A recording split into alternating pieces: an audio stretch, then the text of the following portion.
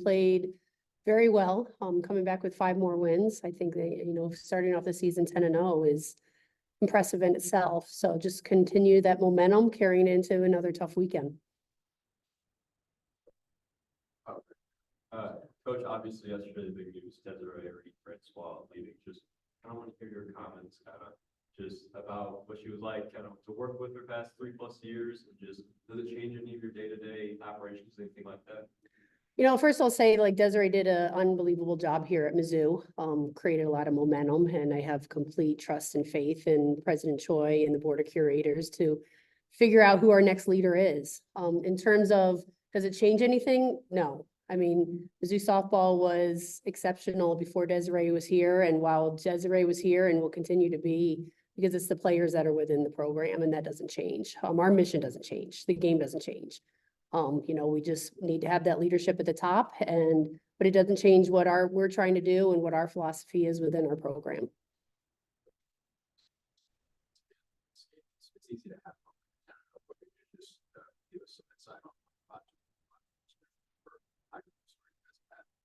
I mean, it's a lot of fun. I mean, winning's fun. I mean, it's a great atmosphere to be around. But I think what's really different about this team is their intent, and they have unbelievable passion for the game and each other, and that's contagious. And when you have trust in your teammates and what you're doing every single day, and the effort that everybody's putting in since they stepped foot on campus in August, it's easy to go out and play well because you have trust in each other, and it just makes it a lot of fun. I'm enjoying being around this group because I know that their intent is always there, and I'm having a good time with them. I don't have to go to practice and motivate. I don't have to go to practice and worry about outside stuff. It literally is a very easy conversation at practice on, this is what we're going to do. This is what we're going to accomplish. And we're going to get out of here as fast as we can, because I know that their effort and their attention to detail is there. Coach, I remember I asked you last week about the key to success, and you said it's all about controlling what you control. Do you think you did a good job of that? So the weather was tough. I mean, it was brutal conditions. It was 32 degrees. We had a 30-mile-an-hour wind blowing straight in on Friday. It was probably about 20 blowing straight in on Saturday. So those are tough conditions. And you have to overcome not only the opponents, but then the weather. And the weather is an unbelievable neutralizer and barometer in our game. And it can make your opponent more even than it is on paper because of the weather. And that's exactly what happened on Friday. I mean, for Sierra Harrison to throw a no-hitter and then to be a part of a double no-hitter is first in my career, but it just shows you the conditions we were having to play in. And to come out on top with such tough conditions, it just shows you the resiliency, and that we're going to be able to try to do anything we possibly can to be able to manufacture runs to come out on the winning end. What has impressed you about Sierra this season? Obviously, 21 at third, only 4 hits, no runs, just kind of an impressive start to her sophomore campaign. What's kind of just stood out to you about what she's done well? Her competitiveness and her composure on the mound. She's not getting a lot of swings and misses, and I think that's going to come over time because she has the ability, and I see it in the bullpen all the time, but her ability to be able to locate. She reminds me very similarly to Jordan Weber. Jordan Weber did not throw high velocity, and CC is a little bit harder than Jordan, but Sierra is understanding where the ball needs to go to get the result that she needs to. And she's getting easy outs, which just makes it easier for our defense. But it's really her competitiveness. I mean, she comes through in clutch situations. She makes some really, really key pitches. And then what adds to it is her energy. She's one of those types of players that when she's on the mound, everybody just has a little bit more hop in their step because she brings so much energy out there.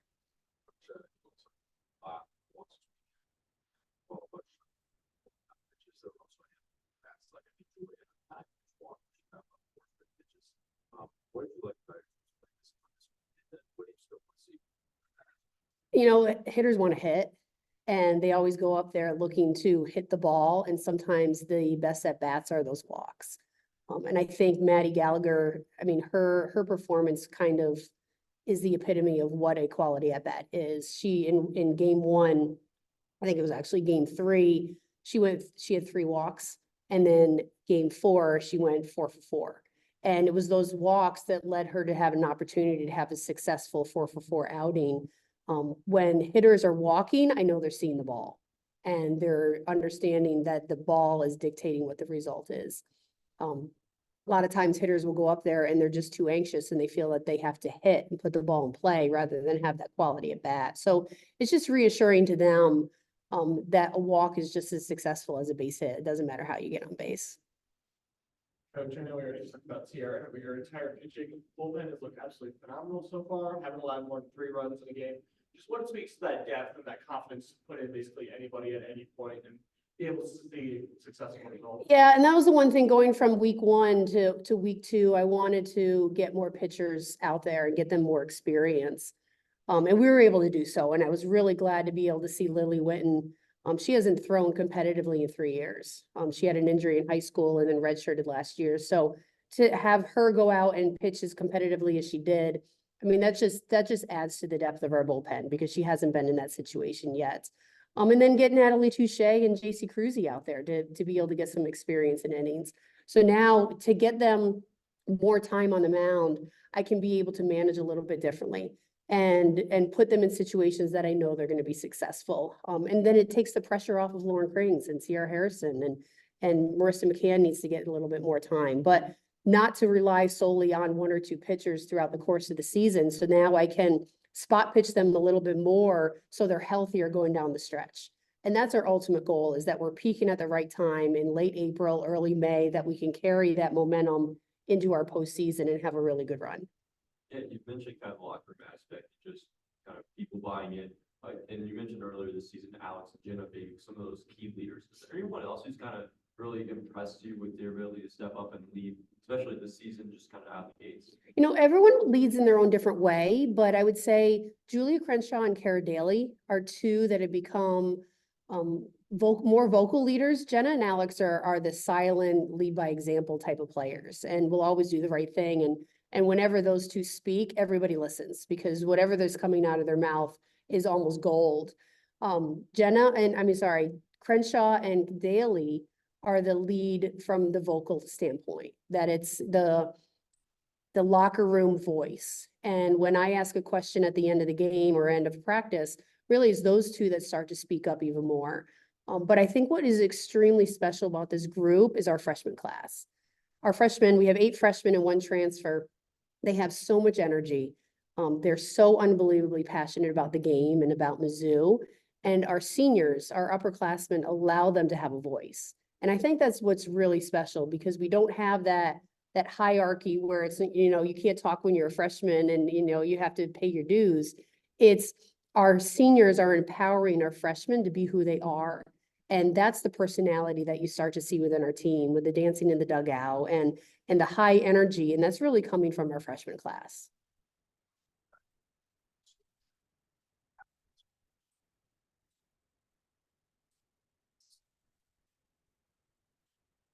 That meeting happened last greater. What did you like about your guys' abilities to not just get runners in scoring position, but I think it was the number of opportunities we scored with 2 outs. That's a stat that we really pay attention to is how are we manufacturing runs, but what are we doing when we have 2 outs? Because it's really easy that once you get 2 outs is to not have that same level of competition and concentration and just kind of pack it in and wait for the next inning, where we got 2 outs and there was a couple times that we had runners in scoring position and bases loaded. And we didn't score for the first 2 and we would have 0 outs and it was all of a sudden we had 2 outs and we were in the same exact situation. And then being able to score with those 2 outs where it's that fight mentality and that grit on, I don't want to be the last out and just continue to pass that bat. And I think one of the best at bats that I saw was Stefania Ambriscato. And it was after we scored 6 or 7 runs in an inning and they made a pitching change and it was Katie Chester's grand slam. And then she led off after that change and drew a walk. Like that's so huge that you clear the bases on a grand slam and then you have a freshman that draws a walk to continue to have that momentum and pass the bat to the next person behind her. Coach, I know you talked about Julia Crenshaw and her Smok leader. What have you seen from her as a catcher? I know we talked about the pitchers doing great things, but it takes 2 to tango up. Yeah, and she's done an unbelievable job. And again, she was not born a catcher. We've created her and she's worked extremely hard to become a catcher at this level. And she's really taken it upon herself to understand her craft. In every single game, she's asking, how am I doing? Am I turning balls into strikes? Am I taking strikes out of the zone? We have a lot of analytics programs that we're sharing with her to show how she's being able to manipulate the ball and get as many calls as possible. But what she's really done is she's become extremely tough to steal on. And that was probably one of her weaknesses last year, was probably blocking and her caught stealing attempts. And she's becoming a force back there and having some key caught stealing actions that are happening that has really shut down the running game. I mean, she hasn't picked anybody off, but she's very active in throwing to throw the bases to keep the leads a lot shorter, which completely shuts down the running game. Coach, we've talked about it a bit, but kind of 10-0 start the season, first time since 2009, a rise to top 10 in some of the rankings. Just, what is different about this team that maybe some of the teams you've coached in the past, just about their ability to kind of start fast and with that confidence? I'm going to overuse this word all year. It's intent. They have a different level of intent on everything that they do. And from day one, the first meeting that we had in the fall that we came on campus, Julia Crenshaw said, we need to trust the process. And we need to trust what our coaches are telling us. We need to trust the preparation. We need to trust that we're always doing the right thing, that if it's about recovery, that we're doing those things so that we can rebound, and just to buy in that everyone's doing the right thing for the success of the program and not doubt it. And they've done that. And that's where it becomes a lot easier at practice, that I don't have to motivate. I don't have to give them a reason why. It's coaches saying this is what we need to do because it's going to help us win. And they're completely bought into it. It's such an unbelievable experience as a coach to have a team that's done that. And then when you have everybody that is competing all the time, and you have 22 players that are so unbelievably talented, and the freshmen are pushing the upperclassmen then excel and become better. And that's really what we have going on right now, where Julia Crenshaw's biggest fan is Stefania Ambriscato, and they're fighting for the same position. And when Stefania's in there, Julia's supporting Stefania, and Stefania's supporting Julia. So to have that camaraderie and that respect for one another carries over to the success on the field, because then you don't have selfish players. And that's the biggest difference, is they're not out there for themselves, they're out there for Mizzou. Any questions from Mizzou? Eric, Natalie? Yeah, I've got a couple questions for Coach. Tell me about Mary Nutter and that competition you're about to face. What's it like to play in that tournament and facing the competition like you'll be facing this week? The tournament's awesome. The atmosphere is really, really cool to play in the replica, Major League Baseball replica stadiums. It's a cool atmosphere. The ball flies a little bit differently.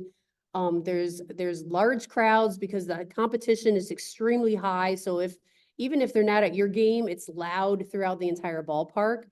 I think the biggest challenge for us is going to be the short turnaround. We head out tomorrow, so we've only had 2 days rest. We will have a very light practice today, and then we immediately turn around and get on another airplane. The time change is another factor. All of our games are going to be extremely late for Central Time, and so we have to make sure that we're recovering and do what we need to do during the day, so then we're not fatiguing out late at night. But other than that, I mean, the game is the game. And it's just such a great preparation going into conference play, which is exactly what we need to see before we start opening up. How do you feel about your defense 2 weeks in, especially as you mentioned with the elements you had to deal with in Denton there? How do you feel about your defense 2 weeks into the season? I think we're a little slow. Fundamentally, we're great, but I'd like to see us a little bit more explosive. We're getting beat in front, which is an easy problem to fix. And I'm going to attribute to that to taking a lot of ground balls on turf, and the speed of the game is a little bit different, and we haven't really had a ton of practices on dirt.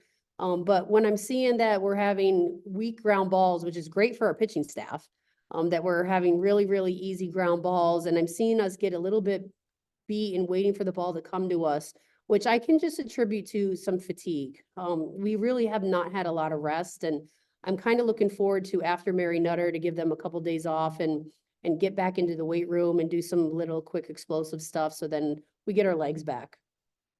And then what's a couple keys to having success there? You mentioned the quick turnarounds, the competition and all that. What are a couple things that you're like, okay, we got to do this to have a successful weekend out there? You know, I have complete confidence in our pitching and our defense. I think it's going to come down to our hitting. We've seen a ton of different speed of pitchers.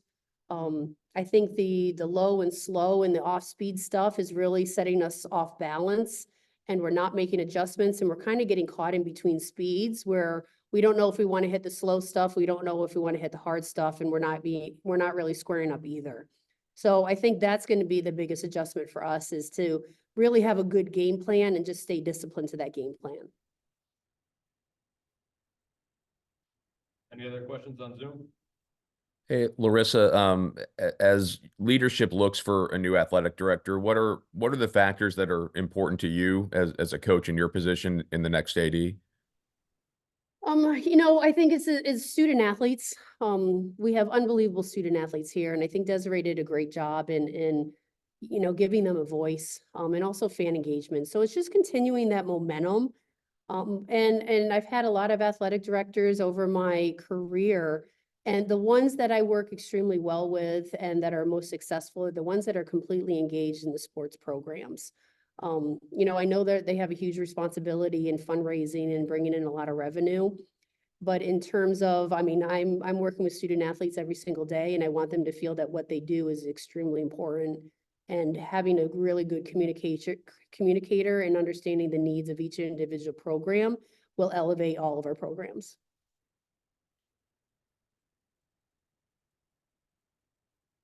All right, Cool. awesome. Thanks, everyone.